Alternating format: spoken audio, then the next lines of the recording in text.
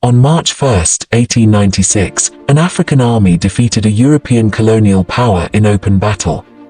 The world had never seen it before, and the world would never be the same again. This is Adwa.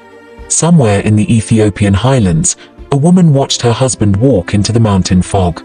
She didn't know if she would ever see him again. He wasn't a soldier. He was a farmer, a father, a man who had never asked for war, but war had come looking for him anyway. She held her breath. She prayed the hills would cover his back. And then she turned around and held the home together, because that was also part of the fight. He was not alone on that road. Alongside him walked priests, herders, merchants, and warriors. Men who spoke different languages, came from different tribes, worshipped in different ways. But they were walking in the same direction. Because Emperor Menelik II had sent out a call, and 100,000 souls had answered it. 100,000. Marching through cold, through hunger, across 600 miles of mountain stone. Every step a promise, this land will not be owned. When Emperor Menelik discovered the deception, he rejected the treaty entirely. He wrote to the other European powers and told them plainly, Ethiopia is free, and Ethiopia will remain free. Italy responded by preparing for war. But Menelik had been preparing too. For years, quietly, deliberately, he had been stockpiling modern weapons. Rifles, artillery. The Ethiopian army made camp in the hills around Adwa in late February 1896. That night, priests chanted and drummed from dusk until dawn. The tablet, a sacred replica of the Ark of the Covenant, was carried to the hillside. For every man on that mountain, this was not just a military campaign. It was something older and deeper than that.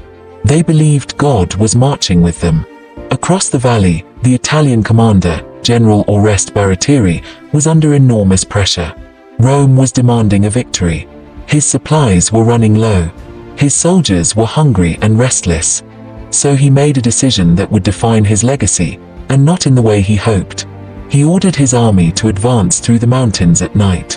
3 separate columns, moving in darkness, through terrain none of them knew, with maps that were wrong.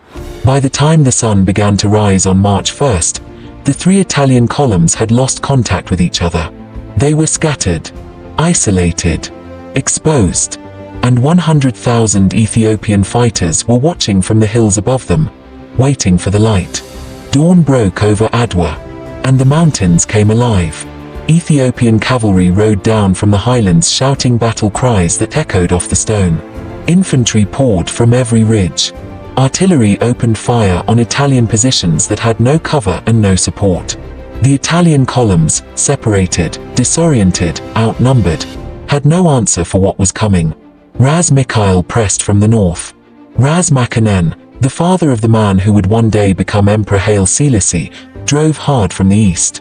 Ras Mengesha closed from the west. The Italians fought. They were professional soldiers and they were brave.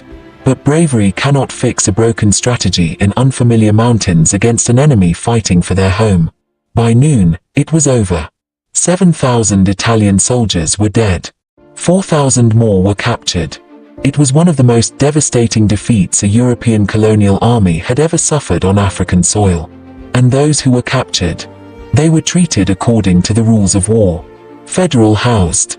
Eventually returned. Menelik wanted the world to know, Ethiopia was not just strong. Ethiopia was civilized. On its own terms. By its own definition. The news traveled fast. In Rome, the government fell. The prime minister resigned. Italy was humiliated on the world stage. But in Addis Ababa, there was celebration unlike anything the city had ever seen. And further away, across the ocean, in the Caribbean, in the Americas, in communities of African descent who had been told for generations that they were less, that they could not resist, that European power was natural and permanent, the news landed like a thunderclap. Adwa proved something that could not be argued away. That African people, united, armed, and led with vision, could defeat the most powerful military forces on earth. Marcus Garvey pointed to Ethiopia. W.E.B. Du Bois pointed to Ethiopia. Anti-colonial movements across the continent, from Kenya to Ghana to Nigeria, drew courage from what happened on that mountain on March 1st, 1896. Empress Taytu Betul had said it plainly, "I am a woman. I do not love war, but I would rather die than accept a future that dishonors my people." She rode into that battle herself. Ethiopia remained independent through the entire colonial era, one of only 2 African nations to do so. The Battle of Adwa was not just a military victory. It was proof, written in fire and stone and morning light, that the divided cannot fall when they choose to stand together. March 1st, 1896.